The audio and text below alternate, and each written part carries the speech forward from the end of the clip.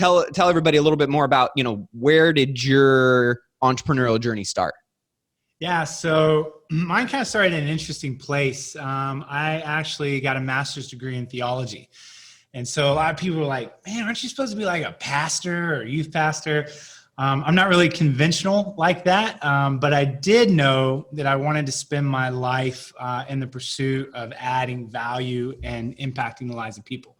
That I knew. How I was going to do it, I wasn't quite sure.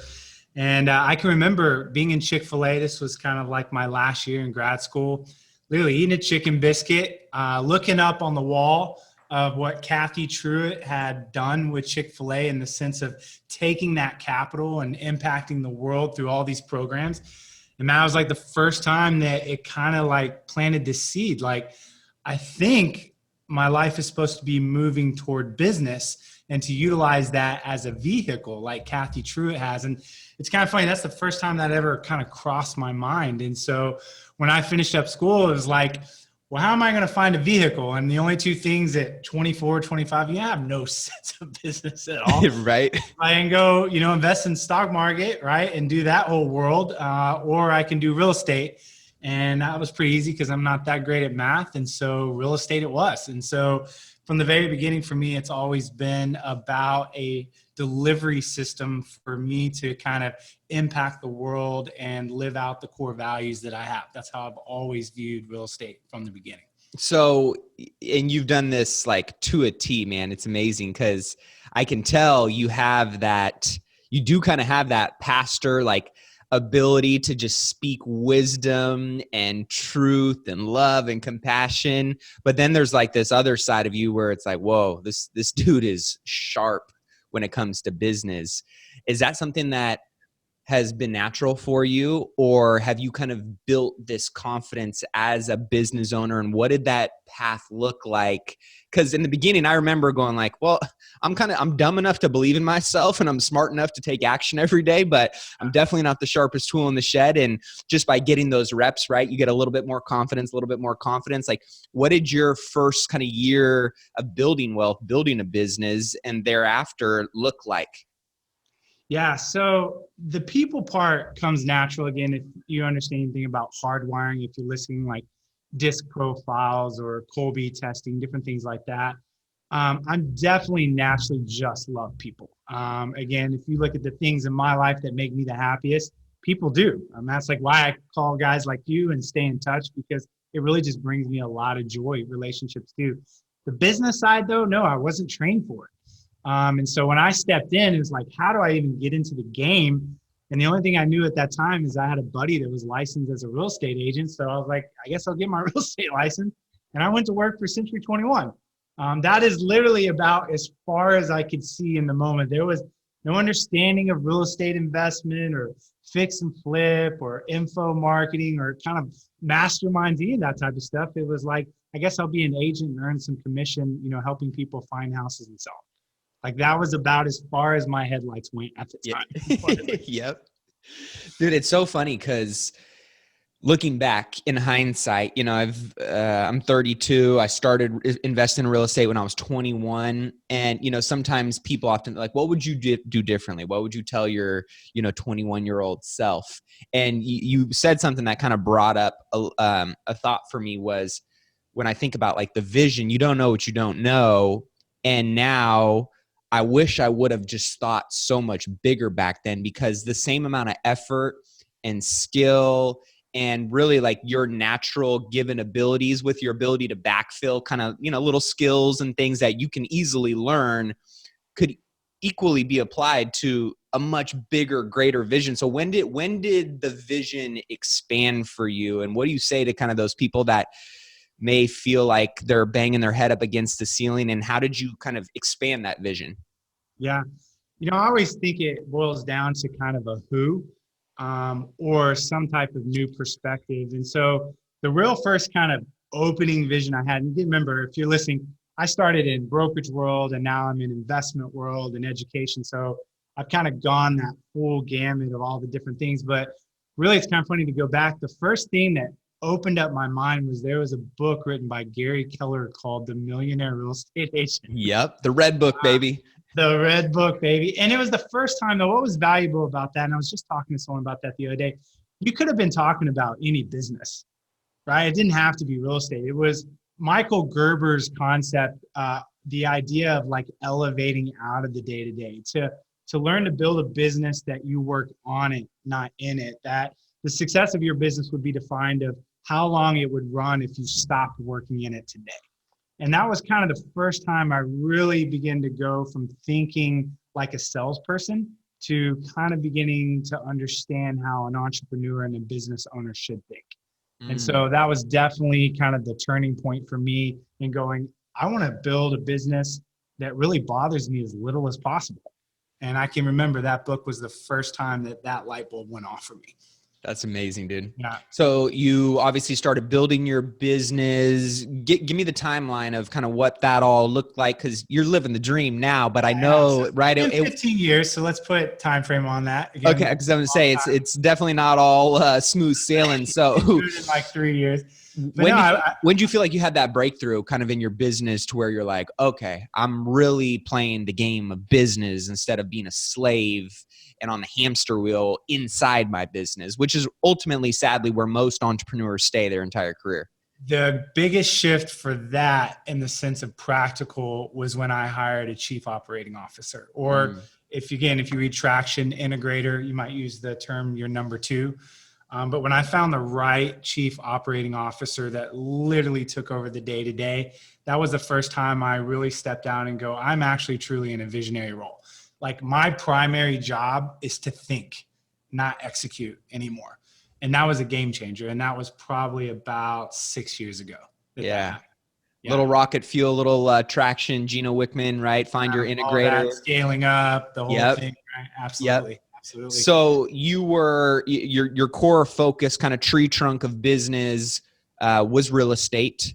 And for people to get a little bit of context as to how big of a real estate business you've built, what does that look like today? Yeah. So on the brokerage side, I built that up to do about 225 transactions per year. Again, I just had agents. I was out of production.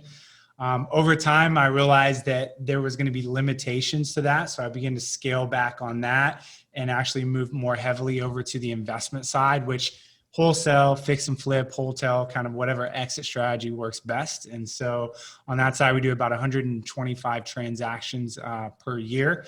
And then from there, it's like you amount all of this education. And I'm kind of freed up because, again, I live in Tulum, Mexico. So I'm out of the day-to-day. So not only do I have kind of the freedom from the business, I also have freedom of location because we run a completely virtual model. So we have no brick and mortar office. We do deals out of Texas, but I'd say that 80% of our staff don't even live in the state of Texas. They live in another state. So completely virtual model from that standpoint. And so from there, once I was freed up, man, it really became more about impact for me. And so that's when we launched the Multipliers Brotherhood, which is a brotherhood for the top real estate entrepreneurs in the country. And so that's like, get me out of the bed, heart and passion every day, because I love serving those guys. Kind of going back to the ministry roots of, why did I build all this?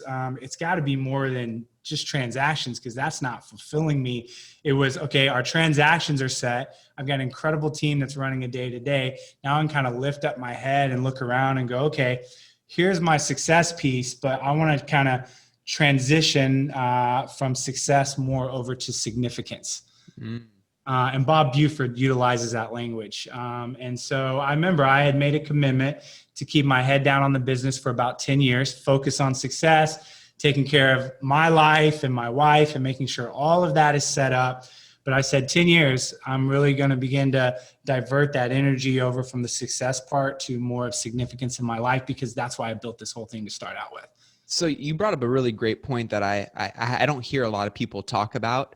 You kind of put a timeline on this in the sense of you were like, I'm going to commit to this no matter what for 10 years. I'm going to grind on this. I'm going to build this out. You had kind of clarity in what that looked like, which then kind of gave you permission to say, okay, once I hit this threshold or this milestone, right, and I've properly put all the necessary tools and systems and people in place, then I can start to kind of earn the right to go out and focus on this next tier or focus of life and or business. What were some of those parameters? Like if you were to have gotten there in 10 years and it was still, you had $20 in your bank account, would you have gone and done that? Or what did that intentionality and kind of plan roadmap look like for you? So other people might be able to start thinking about maybe the skeleton or the framework they want to build in their own business model, if this is something that's resonating with them.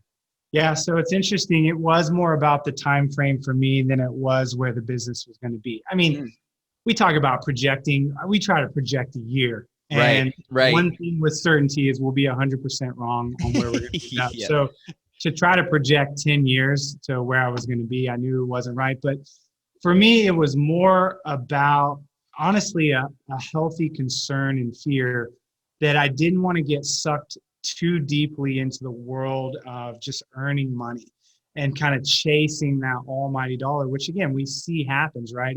It can be intoxicating. It's like, how much money is enough? It's always like $1 more, right? That's what Rockefeller said, $1 more. So for me, it was a time frame that regardless of where I was going to be, I was going to start to make that transition. But luckily, in 10 years, was I exactly where I wanted to be? I don't think we're ever. Yeah. Particularly like as men, right? It's like we could always be further than where we are. But I was definitely in a position at that point where I had built the team and raised up the leadership. And had to earn the right to kind of step away from that and know that it was going to be run well to be able to go focus on something else. And the great thing is my team was cheering me on to do it. My COO was like, we got this, Chris. Like, you go do what you're most passionate about doing because we're running this so that you can be supported to go do the next thing. And that's a great feeling. That's when you know you got the right people on the bus, right? And it is interesting that you say that is, at least for me, the end goal is never actually the end goal, right? Like getting what you want doesn't really get you or give you what you want. You only get that from, at least what I found, from like the struggle, from the process, from the journey, overcoming what you never thought you could, and really just from becoming who you thought you weren't going to be able to become, but even though deep down inside, you really believe that the whole way. Yeah, absolutely. And I think this is good language. I've got a great leadership coach, and I'm so glad that he pointed this out for me. He said, Chris, there's really 3 transitions in the life of a leader. This guy's worked with leaders over, 40 years, something like that. Phase 1 is what's called kind of your calling. This happens in your 20s and 30s. This is kind of saying yes to a direction. I'm going to go into business. I'm going to do this. And it's a lot about just saying yes.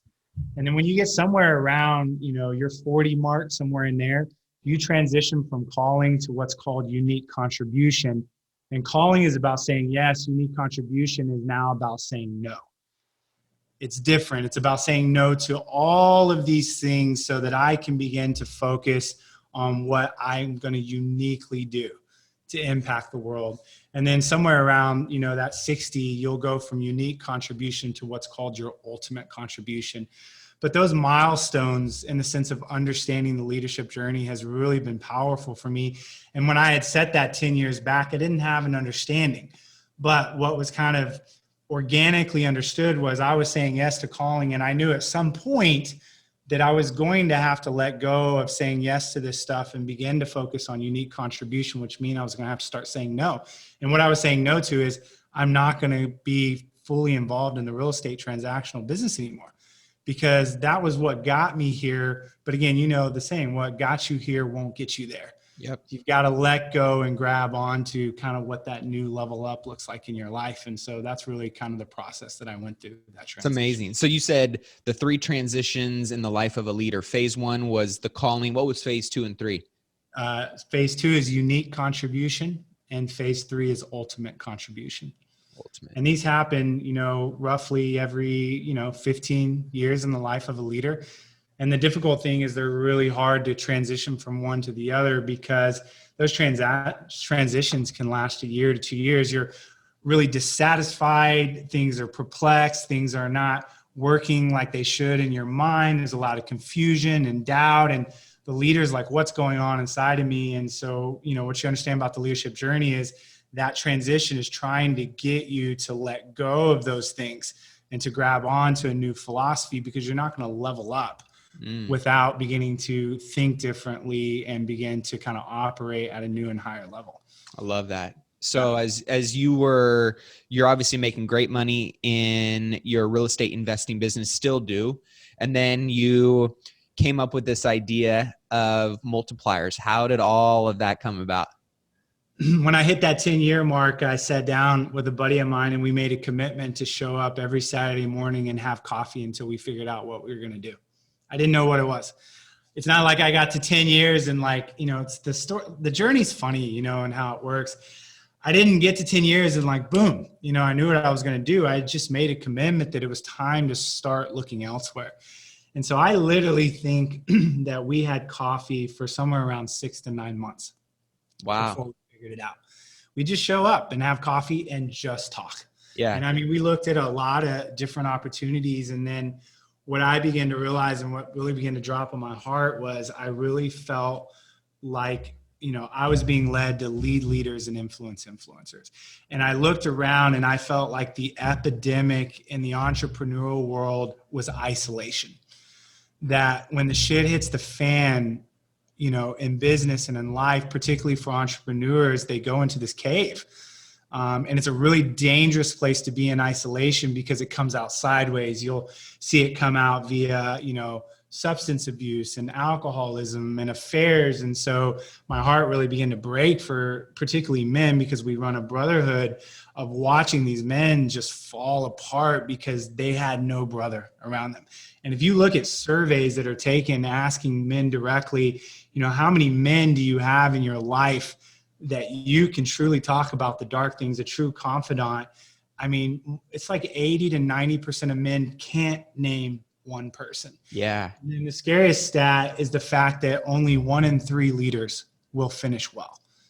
1 in 3. That means that 2/3 will get disqualified for usually some type of moral misstep. Because that leaders don't fall because of usually a bad strategy. It's because internally they implode and make some type of mistake that costs them their reputation, their net worth, their marriage. And so now that I understand that, that's where my heart goes to want to see more leaders finish well. And more importantly, to see when leaders are hurting, rather than dealing with that stuff alone, they have a group of men around them that are surrounding them, not judging them, loving them and saying, you know what, I got your back and I'm going to walk through this. And for me, like, that's the most beautiful thing that I've ever witnessed. So good. Because, I was kind of at a little men's group the other night. And somebody brought up the book. I don't know if you've ever heard of it, Bowling Alone. No, I haven't. So it's called Bowling Alone, and it basically it talks about how most males don't have friends in their life that they can really not just like have a surface level conversation, right? But truly know each other, truly support each other, truly love each other. It's not always the most, at least in, American culture, acceptable to, kind of peel back those layers with other males in your life. And that, I think it does talk a lot I know it does in the Bible for sure, but in this, in this particular book, it does talk about how some of the most dangerous places for whether it's just men or in general human beings is isolation. Yeah. And then when you find also those communities, those tribes, those masterminds where you feel connection beyond just yourself, right? There's something compounding and expansive about that. Now, with what's going on in the world right now and everything that, COVID has created and kind of this isolation dynamic that a lot of people maybe weren't used to before, or maybe were forced upon them, what are some of the things that people can do to, empower themselves to navigate whatever times we're in, but to still feel connected to the things that are most important, that are going to serve them to show up the best, to get the results, the life, the business that they're looking to achieve? Yeah, I mean, I think it comes down to intentionality about relationships. And again, if you look at the Multipliers Brotherhood model, we get together twice a year. That's it. One is everyone gets together. The other is kind of an adventure philanthropy trip. But we've learned to build a model with men who have, busy lives and families and so forth. And so distance shouldn't be something that causes that not to happen. The technology's there. Yep. So I talk to my guys all the time, whether it's a one-on-one call. I tell you what I do. Funny, I never really call a guy unless it's someone I don't know as well, because they probably get weirded out, but I FaceTime all my buddies. Yep. And there's always the Zoom meetings and so forth that we have in which we're getting together and talking about topics or accountability and so forth. And so what I have found, and I know this is kind of an oversimplified answer, but it really just comes down to priority and intentionality. And it's so easy to focus on the business and to focus on all these other things in life and even family as a man, and to go, the last thing I really have time to do right now is to open my life up to some other relationships. Because unfortunately, it just doesn't happen organically. It requires work. Yep. And it requires intentionality. So how do you do that? That's why I think plugging into communities that create a rhythm and create calendars that will overlap by getting together and seeing each other, I think is such a great way to take some of that weight off the individual and allow a community to kind of foster it. So you're not having to do it all on your own. What's your method to your madness? I know you're very intentional. I always admire, maybe it's because I feel as though I've got the same intentionality with some of my relationships and my network, but I always recognize people when they're really great connectors, and you are a world-class connector. What is is there a method to your madness? Do you have a framework? Do you have a rhythm? Do you have a calendar, a schedule, a roadmap for strengthening and building and nurturing relationships? And I'm guessing you do, but I had to ask because you're so good, dude. I know. I'm like, he hasn't called me in a while. What's going on? You're just so good and on point. You set that kind of bar so high. Therefore, you create this space to actually connect in a way that is very genuine and authentic and actually gives, permission to really create a friendship and relationship, which I think is really, something that others could learn a little bit from. Absolutely. And again, whether you believe in Christ or not, I do think he had one of the best models in the sense of maintaining relationships, right? So the way that I look at it, again, if you're listening, is just kind of like a target, right? And if you look at a target, there's a small ring going out. And so I believe that in the center, you have really your three, which for Christ was Peter, James, and John. What's interesting, he had 12 disciples, but out of those 12, how many did he take up to the, amount of transfiguration, right? He definitely focused primarily more on those three as his core. And then from there, he had his 12. And then from there, if you look at outside of the 12, there were disciples that were gathering 2 by 2 to go out. And there was roughly about 75 of those. And then outside of that, he had the masses, right? And so really, if you're asking how I've done it, I've actually drawn out these circles. And what I've done and understand is that the farther you're out in that circle in my life, unfortunately, the less time and touch that I'm going to be able to give you. And the closer you're into that middle ring, the more time and touch that I can do. And that's a tough thing because you have to begin to kind of filter relationships because over time, depending as you grow your network, it will get to a point that you can't control it.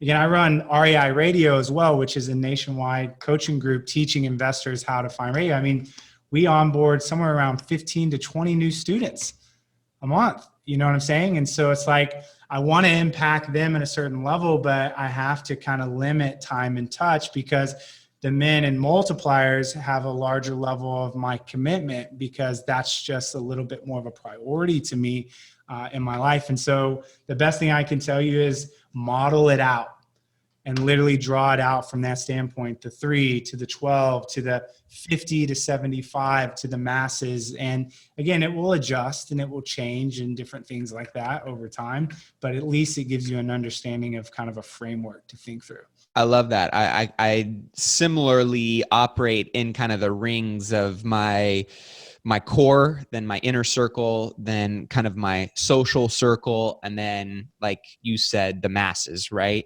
And being protective of that time.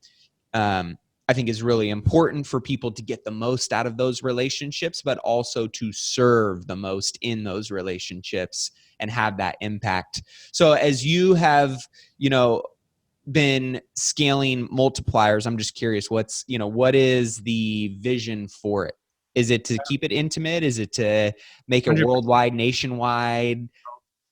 Again, these are the guys that I'm going to grow old with. These are the men that I know in order to, summit Everest life, whatever you want to call it. I'm not going to be able to get there without these men, and vice versa. Every man understands that. And so for us, we've capped it. We've capped it at 50 men because our research and kind of talking with different, again, I've been in probably every mastermind that's ever existed in real estate. You're laughing, but it's probably true. I've been to almost all of them. I just realized that you hit a saturation point, and if we're going to be a brotherhood of men who intimately know each other and everyone knows each other's name and backstories and so forth, you have to put a growth limit on there. Yeah. And the growth limit for us is 50. And again, there's nothing wrong with communities that have 100 and 150, but those are not what I would call brotherhood. Those are a bit more what I would call your traditional mastermind / conferences. Mm-hmm. And those serve a purpose, but that's not what we're called to do in multipliers. We're in multipliers to help men become better fathers and to help men become, better husbands and better leaders in their organization. And so there's got to be kind of a cap on our understanding of how many of those type of relationships we can truly maintain before we get saturated and we're not doing our job with each of those men. What's been the, I know every time I go to an event or have an experience, right, there's some profound aha, and then integration takes place of kind of putting it back into your life or in your business. What's been some of the most profound, ahas for you this year in light of the wild 2020 and circumstances, we've all found ourselves in this year? So you're talking via multipliers or just for me personally? Just for you personally, in general, somebody who's around and in this stuff all day long. Some people might think like, how do you continue to get more and more and grow and grow? But based on obviously the season of life you're in, just curious where your head's at with, some of the things that have really stuck out to you this year. So a couple things. I look back, and again, we've heard this before, and whether you practice it or not, I think is really the question. And that's having diversification of income. I'm really grateful that I didn't have all of my eggs in what I would call the transactional side of the business, right? Because if you were wholesaling and fix and flipping, most people that I've talked to, unless you're an anomaly, saw a dip within that, whether that be cash buyers willing to buy or sellers kind of riding things out, feeling like there was a safety net via the government. So I'm really glad that I've taken the time to listen to people and create multiple streams of income. COVID was a test to kind of look and go, man, that thinking, when things are great, you can have all your eggs in one basket and you're not even really going to think about that philosophy, right? Yep. But when COVID hit, I'm really grateful that we diversified. And more importantly, I looked at the men and multipliers. And again, because it's top level guys, most guys in our, multipliers have 2 to 3 kind of businesses or streams of income that work together. And most of them stayed healthy because of the diversification as well. And so if you're someone listening right now, I would tell you just begin to understand that diversification, why it's pushed so much for times like this, because it's crucial to survival. Yeah, absolutely. I can definitely agree and relate to that one. So as you've been building your wealth, for those that might be wondering, okay, so he's flipping, he's wholesaling. What does kind of the passive income, the mailbox money, the long-term cash flow, wealth building look like for you? What's your mindset mentality around that? How do you, the biggest thing that most people want to know is how do you find those opportunities? Yeah, absolutely.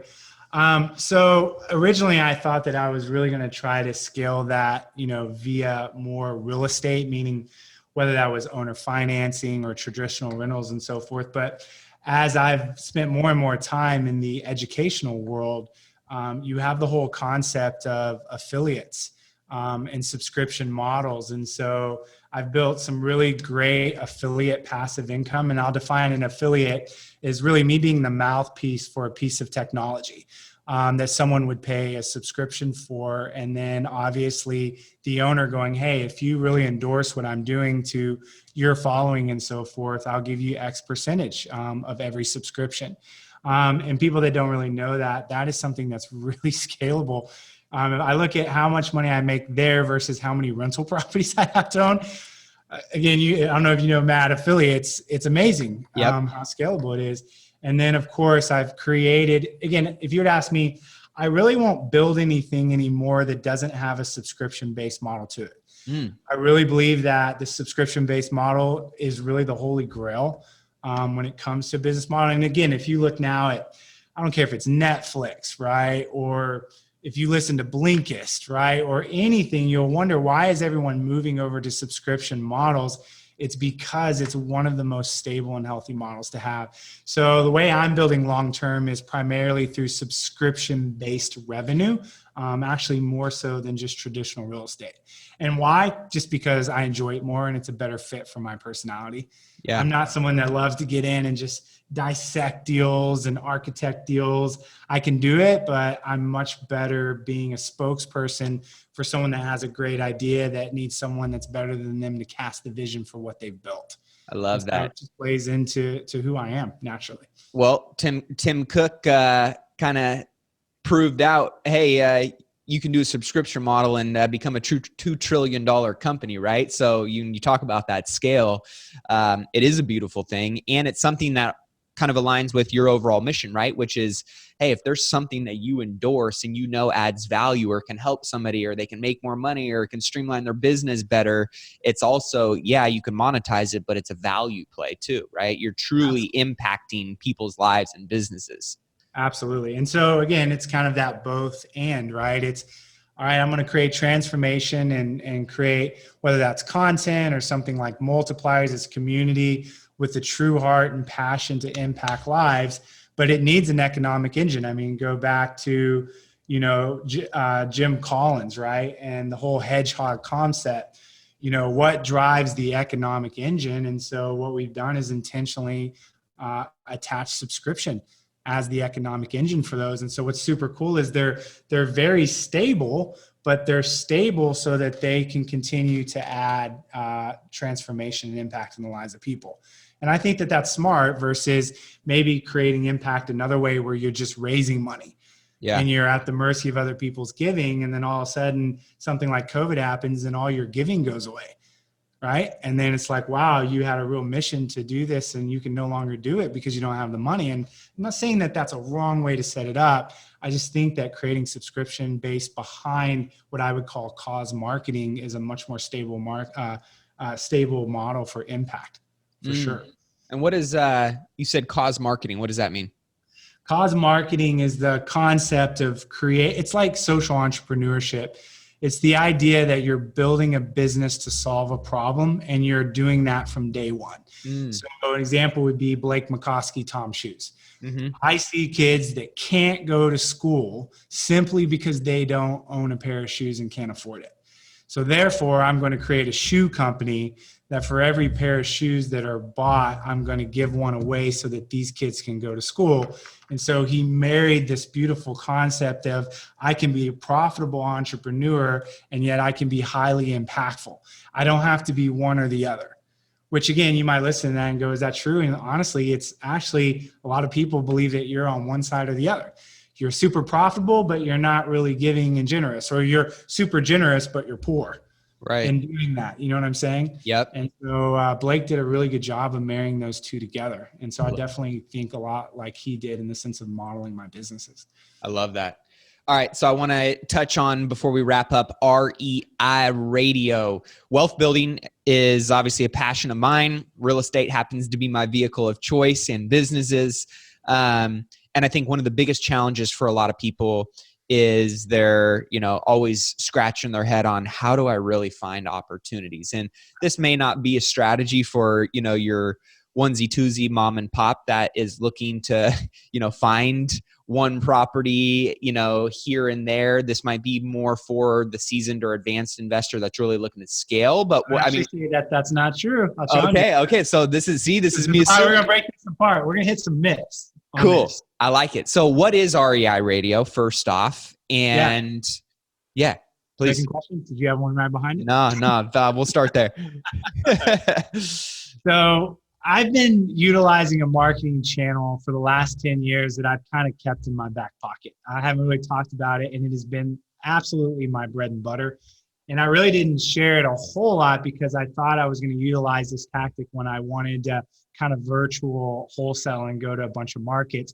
It's not what I want to do. I just want to keep my little spot and keep Texas. And so if we share this with other people, it's not really going to impact the future of the vision I have for my company.